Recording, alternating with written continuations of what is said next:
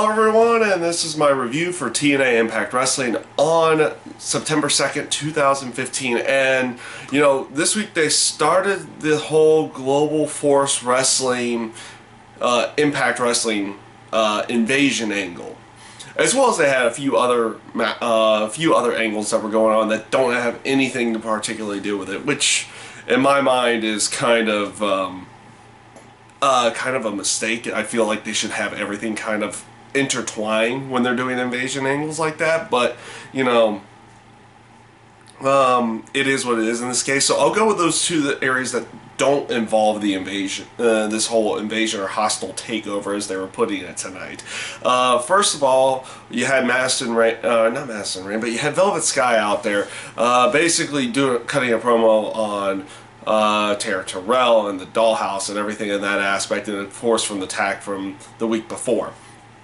And of course you get a promo from Tara Terrell talking about everything, how you know, both of them basically saying, you'll regret that you met the other and everything in that aspect, making it look like, okay, now the rest of the Dollhouse is going to attack Velvet in this case. Okay. So, you know, very basic in there, and this is where I ended up not fully liking it, because when Velvet Sky came back, probably no more than a couple months ago, she immediately started feuding with Angelina Love and Madison Rain. They each had some kind of mini feud in some way, shape, or form when they came back in. So you have them initially already not liking each other. Is like, you have that semi-beautiful people reunion, but it's in an aspect that they're going to face off against each other. And now, oh, they're kind of buddy-buddy again.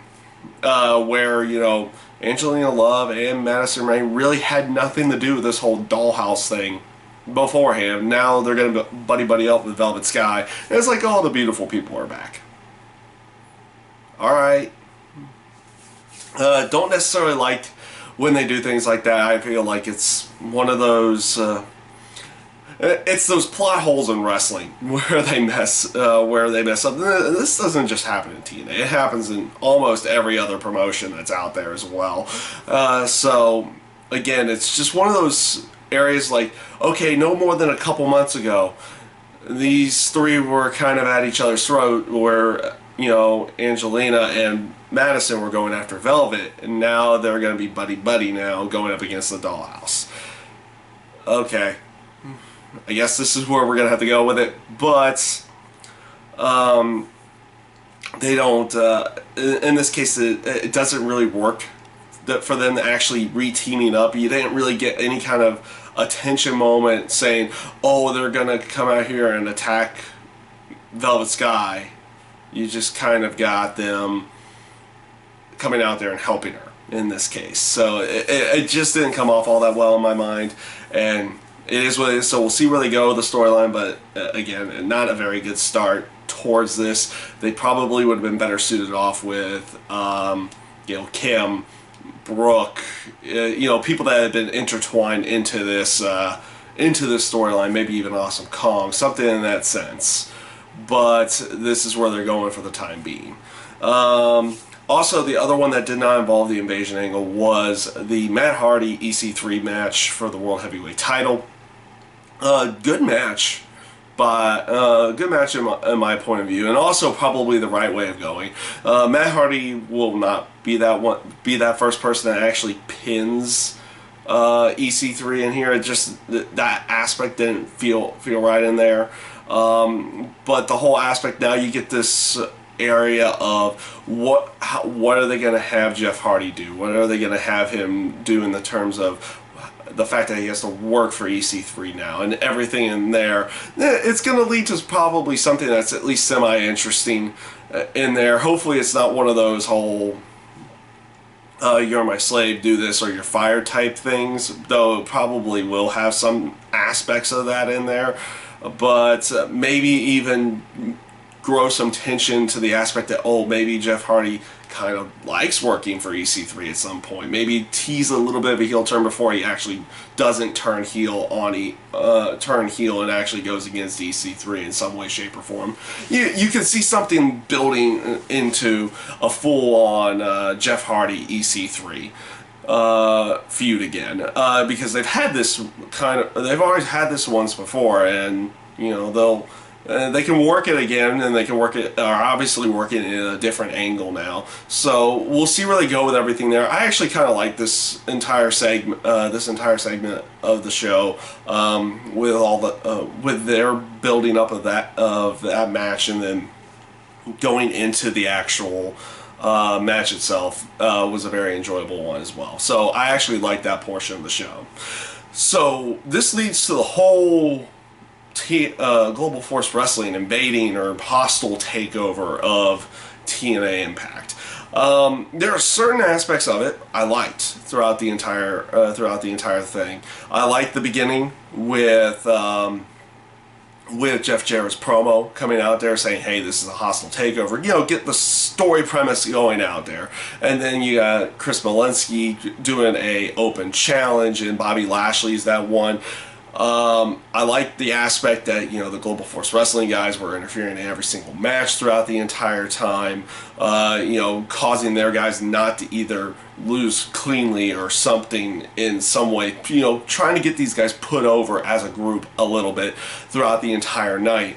I also like the aspect of how they ended out using, because everybody knows Magnus is pretty much gone from TNA, but he was the one with the briefcase for the tag team titles from the Feast or Fire. So they actually used it in some way, saying, because they've done it in the past where you can pass the briefcase over to someone else.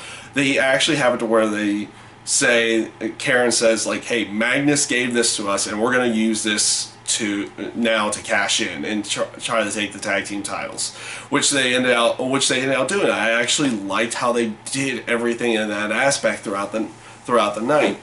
The areas I didn't necessarily like so much in there is how quick they're moving on with this invasion angle.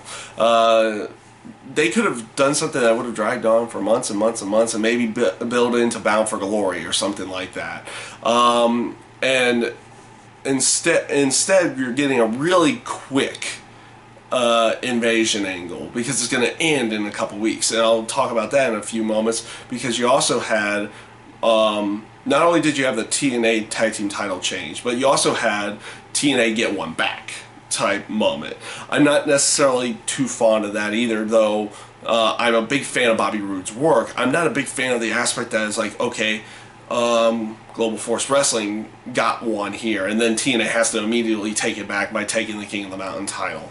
Though I did like the aspect that finally you got some continuity between TNA guys and the Global Force Wrestling guys. So we'll see where they go with everything there. Obviously, within the next week, because of how quickly they're moving this, now they've created a lethal lockdown match in 2 weeks for control ownership of control ownership of the majority stocks, or the majority of the company in that case. Like a winner take all, Dixie puts up her stake versus Jeff Jarrett's stake.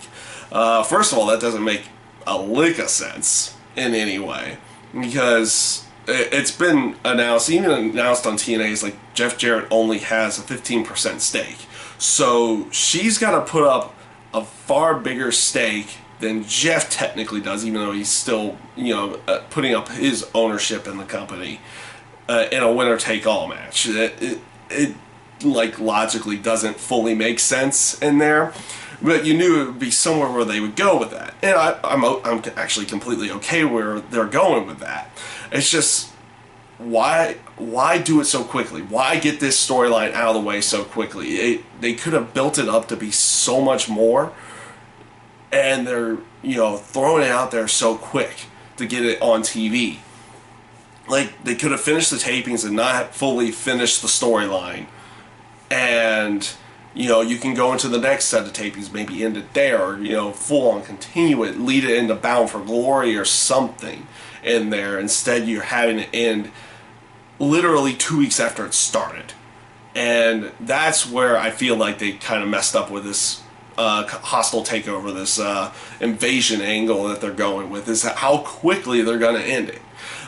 So they're kind of jam-packing like everything you need in an invasion angle within the next couple weeks. Okay, now you have a little bit of continuity from the TNA guys, and obviously they're going to have to do some kind of turn. So if somebody's going to turn within the next week or something in that sense. So you got to jam pack all that into like 2 weeks, and I don't think it's going to come off all that good. And at least in my own personal opinion, I don't think it's going to come off that good. Like, for the most part tonight, came off pretty good in the invasion angle type stuff. I just don't like how quickly they're going to move along with it. So overall, this Impact was pretty good. There's obviously a few things in the terms of story that I feel that you saw throughout this video that I did not necessarily fully like. We'll see where they go with everything in there, but like I said, I feel the invasion angle is going to be moving on too quickly. It'll be interesting to see where they go with the Jeff Hardy or the Jeff Hardy EC3 stuff. How quickly will they move along with that? Will it be something that ends in a couple weeks, or will it be something that goes on for a little bit longer? Same with the. You have the same with the Dollhouse and the Beautiful People thing. It seems like that one's going to go a little bit longer than just a couple weeks here. So again, we'll see where everything goes with this. Overall, pretty decent show. Nothing overly bad to say, but nothing crazy good to say either, in that sense. So a pretty good show in the end. And yeah, that's my review for TNA Impact Wrestling this week. And I thank you guys for watching.